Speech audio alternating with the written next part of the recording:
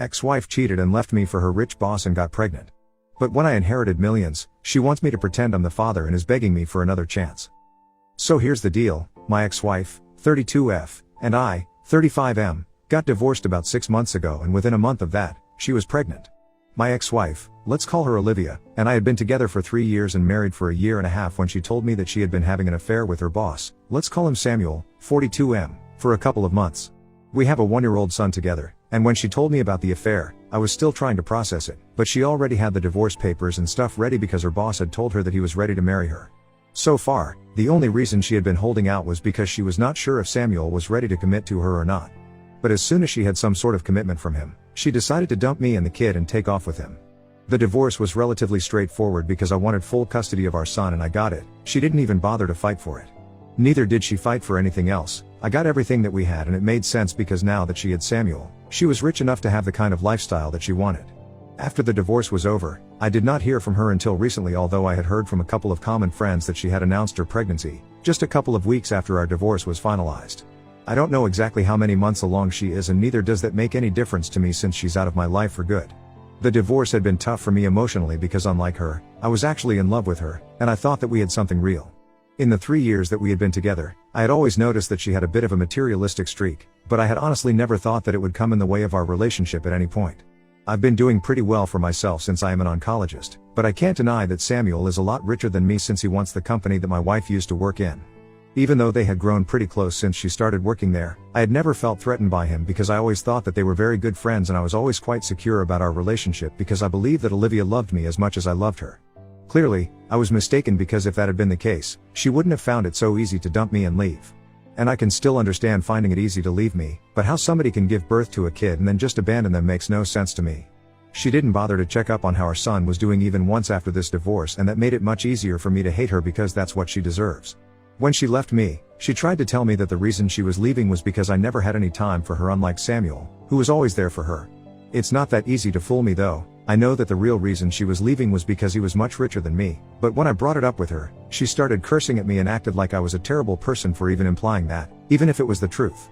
But anyway, the reason she reached out to me recently was also something to do with money, and that just proved me right because recently, I have been named as the sole heir to my uncle's fortune.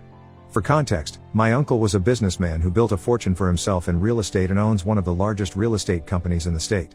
He never married and never had any kids of his own, but we were pretty close. He adored me, and I knew that, but I still hadn't expected him to name me as the sole heir to everything that he owned. Everything is still being evaluated, but I know for a fact that I'm looking at an estate worth more than $2 million, and I haven't even started to think about how much his assets are worth. He left the company to me as well, but I'm honestly not interested in running it. Luckily, he had also left instructions to me in case I did not want to run the company, and so, according to him, I have appointed his CFO as the current CEO so the company keeps running smoothly. But I'm still going to be benefiting from whatever he makes from the company, so I can easily just retire right now. However, I'm still going to continue working because I love the work that I do, and with all the money that I have right now, I can even give back to society in much bigger ways. But that's enough about my own noble plans. Let's talk about Olivia's not so noble ones. Last week, I told a couple of my friends about my inheritance over dinner and drinks, and all of them were pretty surprised, but most of them seemed happy for me. But I guess one of them was not happy because somebody snitched and told Olivia about it, so that's how she found out, and the next day, she showed up at my house and said that she needed to talk to me. She was heavily pregnant, and I was about to tell her to go away, but I had a gut feeling that I would want to hear her out, so I decided to let her in because she was back after almost 6 months of the divorce, and I guessed that it had to be something important that brought her here. However, at the time when I had invited her in, I had no idea that she knew about my inheritance. Anyway, she tried to make some small talk with me, but I was really not interested, so I just restricted myself to one-word replies. Then she congratulated me on the inheritance, which was her first mistake. I was a bit surprised that she had been able to find out about it, but I figured that maybe one of my friends had ratted me out, so I didn't say anything and just thanked her. She then asked about our son and how he was doing, and that really upset me because, for the past 6 months, she had pretended that she didn't even have a kid, and now, all of a sudden, she had a conscience and wanted to know how her kid was doing. I ended up snapping, and I'm pretty thankful that my son was not at home at the time. He was with my parents because otherwise, he would have heard the way that I spoke to his mother. I don't regret it, though, since she totally deserves it. Anyway, when she asked about our son, I just told her to get to the point and stop beating around the bush because I knew that she was here with some purpose and not just to make small talk and ask about things that she didn't even care about. I was getting really impatient and she could see that, so she decided to get to the point and told me that she was here to discuss the new addition to our family. Obviously, I was very confused because I had assumed that she was pregnant with her boss's baby and not mine. She had been pretty sure about it back when we were separating, and I was so emotionally distraught about so many things that I didn't even question it. In any case, even if the baby was mine, I knew that one paternity test after the baby was born would let me know, and I would deal with that when it happened. But for as long as she was pregnant, it was better that Samuel dealt with her because I didn't want anything to do with her unless the baby was mine. It sounds mean, but that's how it was, and I didn't think she would care about it either because she was pretty confident that the baby was Samuel's. Anyway, I was quite shocked when she referred to the baby as the new addition to our family because I didn't know if that was a fact or not. So I first decided to ask her if she was sure about the paternity, and if the baby was not mine, I had no interest in speaking to her anymore. But instead of taking the hint, she told me that she hadn't conducted a paternity test yet, but would do so if that's what I wanted. However, regardless of who the biological father of the baby was, she believed that since she was still married to me when the baby was conceived, I had an equal right to the child as well, and we hadn't discussed this earlier, but it was about time that we did since she was just a couple of weeks away from giving birth. Then, she dropped a bombshell on me and told me that she wanted my name on the baby's birth certificate as the father because she believed that it would be better for both her kids to have the same last name. I definitely had not seen that coming, and it took me a couple of minutes to even process what she was saying, but once I had done that, I immediately declined. I didn't really want to, but I ended up laughing in her face because her plan was so stupid. It was quite easy for me to connect the dots, and she had already made the mistake of letting me know that she knew about the inheritance. So now, she was obviously trying to secure the baby's future, and in some way, even her own, by making sure that I took responsibility for the baby and perhaps even paid child support. Now that I was suddenly richer than even Samuel, she was singing a different tune around me, and I found that very funny, so I ended up laughing in her face at her plan. I straight up told her that she was really stupid for even thinking that I would entertain an idea like this, and I told her to get out of my house because I didn't want to speak to her anymore. But she didn't leave. She continued to sit there and try to reason with me. She told me that she was ready to get a paternity test, but she believed that it would be better for her children to have at least some sort of a relationship, and having the same last name would help them bond better with each other. She tried to make it seem like she really cared about the kids and their relationship, so she was actually asking me to allow her to add my name to the birth certificate of her baby so that our son would have a sibling and would find it easy to relate to the baby once they were born. It was pathetic because she herself hadn't been there for our son for the past 6 months after our divorce and hadn't even bothered to check up on him, even though she had visitation rights. So I told her that our son barely even had a mother anymore, and now she was acting like it was important for her to make sure that our son was able to bond with his sibling. And even if I were to agree that our son should have a relationship with his sibling or half-sibling, depending on who the father is, it still doesn't make sense to add me to the birth certificate as the father of the baby if I'm not actually the biological father. So I made it very clear to her that if the paternity test proves that the father is, then I might even entertain her idea, but if it doesn't, then I'm simply not interested. Once I made that clear to her, she tried to argue with me some more and was desperately trying to make it seem like she really cared about the relationship that her future baby would have with our son, regardless of who the parent was, and that's why she wanted my name on the birth certificate. But I knew that the real reason was my inheritance and nothing else, and I told her that I knew what she was actually after, so she shouldn't take me for a fool. And obviously she was not happy about the implication that she was a gold digger, so she started screaming at me again, but I just told her to leave because otherwise, I would call the cops, and she finally left. I could tell that she was regretting leaving me, but this was just karma for screwing me over. And after she left, I was still pretty upset about what she had just tried to pull off because I couldn't believe that she thought I was actually that stupid and I was going to just let her name me as the father of the baby. Of course, if I'm actually the father of the baby, then I would have had no issues, but her suggestion, that all our kids should have the same last name and that's why she wants to admit the birth certificate of the baby regardless of whether I'm actually the father or not, just did not sit well with me. Had she come to me to ask for a paternity test so we could find out the actual parentage and then worked our way forward, then I might have respected it, but this was clearly just a plan for her to claim her stake in my inheritance, and because she couldn't come up with a valid plan, she was grasping at straws. I was pretty upset, and I couldn't let this go without retaliating because so far, I hadn't done anything at all to get back at her. But after she had come to visit me and we had had that discussion, I was so angry that I decided to reach out to Samuel and I sent him an email about what just happened. At that point, I did not even care if he already knew about her plan or not. I just wanted to create trouble in some way or the other, and that was the only idea that I could come up with. I wasn't sure if it would actually work or not, but I got lucky, and as it turns out, Samuel had no idea that this was what she was up to behind his back. I didn't get to know any of this through them, obviously. He did not reply to my email, but after I sent it to him, he apparently got into a really big fight with Olivia.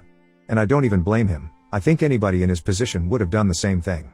But instead of cutting her losses and dealing with the situation at hand, she is simply too busy, blaming me, and has been posting about it non-stop.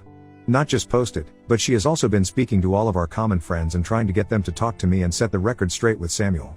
I don't even know what that means because as far as I'm concerned, I already set the record straight with him by telling him the truth. Obviously, none of our friends are on her side. They think that what I did was perfectly justified. This is strange because I'm pretty sure that one of them had to be the person who ratted me out and told her about the inheritance. I just didn't find out who it was so I could cut ties with them. Anyway, until then, I have Olivia to deal with because she's really getting on my last nerve. She has been posting relentlessly about how I'm jealous of her lifestyle and I'm upset about the fact that she left me, which is why I've been actively trying to ruin her relationship with Samuel and feeding him a bunch of lies about why she visited me last week. She claims that she only visited me to see her son since I haven't allowed her to see him, and even that day, she was fighting with me because she wanted to see him and I refused to bring him back from his grandparents' place. That's what she wants me to admit, but I'm not gonna do that, since that's clearly a lie. I have done everything in my power to avoid speaking to her or interacting with her, but she just won't stop talking about me. And it's getting a bit too much because for the past week, she has posted about me every single day and it's just annoying that she thinks that she can get away with lying about what really happened. Most of our friends know the truth, but a lot of people are even supporting her in the comment section, mostly people who don't know me. And I know that she's doing all of this for sympathy so that Samuel can fix things with her and buy a bunch of lies that she has been spewing. However, if it's coming at the cost of my reputation, even if it's among people who don't even know me, I don't think that it's fair. So I have been considering putting out the truth for everyone to see, and the reason that I have held back is because I know that it's going to damage her reputation significantly, and Samuel is definitely going to dump her. They're not even married yet, so it's going to be very easy for him to just leave since they're only engaged. But before I do that, I want to make sure that I'm doing the right thing. So Wibta, if I posted about how my ex-wife wanted to name me as the father of her baby in the birth certificate? Update 1. So, I did it. I actually posted the truth before even opening the comment section here because my gut feeling said that I should just go for it and that's what I did. Afterwards, I came to Reddit to validate my decision and I'm very grateful that most people believe that posting my side of the story would be the right thing to do. I had blocked her after the divorce, but I unblocked her just so she would be able to see this post. Most of our friends are supporting me, and even though I know that I'm doing that, I think I'm with or without the support, I think it means a lot to me that they are standing by me. Because I'm pretty sure it's really pissing her off. She hasn't been able to get the kind of sympathy that she wanted. And from what I know, she hasn't had to move back in with her parents because Samuel doesn't want her living with him anymore. It has been a week and 4 days since I sent Samuel that email, and even though he hasn't replied to me, a lot of things have happened since then, and I know that there is trouble in paradise. I'm pretty glad that this is happening to them because she left me and our son for someone else, just because he was richer than me and Samuel. Well, he was just a homewrecker. I'm glad that karma is finally catching up to them and I really hope that this teaches them a lesson of a lifetime. Even if it doesn't really matter because I'm still going to be rich and I'll be happy with or without them. My son and I are even planning on taking a vacation in a couple of weeks because I think I need a break. I've been working myself to the bone ever since the divorce and now that I'm finally getting the closure that I thought I needed, I think a well-deserved break will do me a lot of good and when I come back, I'll be ready to work even harder. The only piece of the puzzle that I haven't been able to figure out yet is who exactly had ratted me out to Olivia because so far, I have asked several of my friends if they had said anything about my inheritance to Olivia, and all of them have denied having anything to do with it. The people who I had told about the inheritance are really close to me, so I really hate the idea that one of them had been lying to me, but well, that's how it is. Anyway, I'm gonna start planning my vacation with my son now.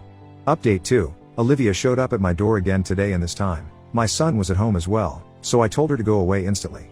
Because I was pretty sure that he was not here to see him and she was here to probably pick a fight with me and I didn't want my son to see me acting like that since Olivia just brings out the worst in me. But she refused to leave and she told me that she was here to see her son, and since she had visitation rights, I couldn't exactly stop her. And that was true, so I had to let her in and allow her to see our son.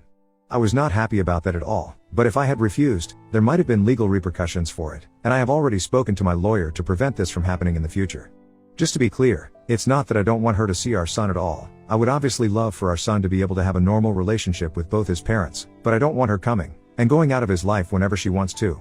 The first time that she left home to move in with Samuel, she didn't even bother to say goodbye to our son, and it was very obvious that in the following weeks, he had found it very difficult to cope with her absence. I did not want that repeating once again, so I've spoken to my lawyer and we are going to file for supervised custody visits so I can monitor when she gets to see him and she can't waltz in and out whenever she wants to because that's not good for our son. Anyway, our son was a little confused to see her at first, but afterward, he seemed happy enough. She ignored me for the entire time that she was here, but I noticed that she started to take a bunch of videos towards the end of her visit. The only thing that I said to her before she left was that I did not want her to post any of those videos online because I did not want our son to have an online presence when he was so young. To that, she only told me that she was saving these videos for herself in case she missed him too much, which I think is a bunch of BS, but I didn't argue with her because it would be pointless. Anyway, that was what happened and I think it was pretty weird, but it's not like she did anything wrong, so I can't complain. Update 3. So I had asked my lawyer to file for Olivia to have only supervised visiting rights after she visited us out of the blue to see our son a couple of days ago, but after what happened last evening, I don't think that's going to be necessary anymore. After her last visit, she hadn't posted anything against me, and in fact, she had been pretty inactive on social media for quite a while. She had made a few posts against me after I had put out my side of the story, but that was just for a few days and then, she just went silent. And then, she paid me a visit to see our son, which was also quite strange. However, what happened yesterday is what takes the cake because she just showed up once again randomly with a lawyer and handed me signed paperwork, which said that she was giving up custody of our son. She and her lawyer informed me that they would file the petition and get this approved by family court soon enough. She just wanted to give me a heads up before all of that happened, so I wouldn't be taken by surprise. I really couldn't stop myself from asking why she was doing this because just a couple of days ago, she had visited us to meet our son, but she didn't exactly give me a straightforward answer. All she said was that she had decided that it was in the best interest of our son to only have one parent, and that would be me because she was going to be too busy taking care of her future kid. And interacting with him the other day had made her realize that he was better off without his mother, since neither did he seem to attach to her, nor did she feel anything when she was around him. So she wanted me to take over entirely and told me that she wouldn't be bothering us anymore with her presence. I was really confused about what was going on, and I kind of felt bad for my son because his mother had said that she did not feel attached to him, and even though he doesn't even know what that means yet, I know that it would hurt him if he understood. But I did not try to stop her, since no matter what I wanted, she had made up her mind, and if she did not want to be a mother, then I was not going to force her to. And she definitely was right about one thing: it would be better for him to just have one parent around him, and that would be me because I was actually willing to be a father to him. Before she left, I asked her if she knew anything about the paternity of her kid, and she told me that she had decided she would only get a paternity test conducted after the baby was born, and until then, I had nothing to worry about. She also told me that if the baby turned out to be mine, we would work out an arrangement that worked for both of us, but until then, she did not want me to speak to her, and well, I respect that. It might seem insensitive, but I already have a lot on my plate to be worrying about a kid who is probably not even mine. Update 4. I finally heard back from Samuel after almost 4 weeks since I sent him that email, and I learned a lot of things that I did not know about Olivia in this situation. He started off by apologizing to me for, well, everything. But I'm not gonna get into that. After the apology, he told me that they actually had conducted a paternity test a couple of weeks back and they knew for sure that the baby was not mine. The baby is his, and even when she had approached me, she had known about it. That's why he had been so upset and broken things off with her, because it was very obvious that she did not truly belong to anyone in the actual sense of the word. She tried to tell him that she had only visited me to talk to me about seeing our son more often because she claimed that I wasn't allowing her to see him. However, he did not buy that, and he decided to believe my version of what happened, since in the past 6 months, he had kept pushing her to come see our son, but she was the one who always kept procrastinating, and it seemed very unlikely that she had changed her mind all of a sudden. So he broke off their engagement and asked her to move out, then she left. Even after she had left, she sent him a couple of videos with our son to prove that she had actually visited our son a couple of times and she hadn't been lying about what she had said to him. But he's not an idiot and he could see right through her. At least now I know why she had taken all those videos. It was just so she could use it to prove herself right, and I can't imagine something more disgusting.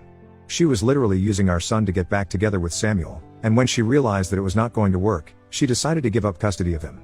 Anyway, he told me that they are still going to raise their child together, and she's claiming an exorbitant amount of child support right now, which is expected since she quit her job after she got engaged to him. But that's their problem now, and I'm done with her. Soon enough, I will have full sole custody of our son, and even the procedure of inheriting everything that my uncle left me is almost over, so I'll be pretty rich.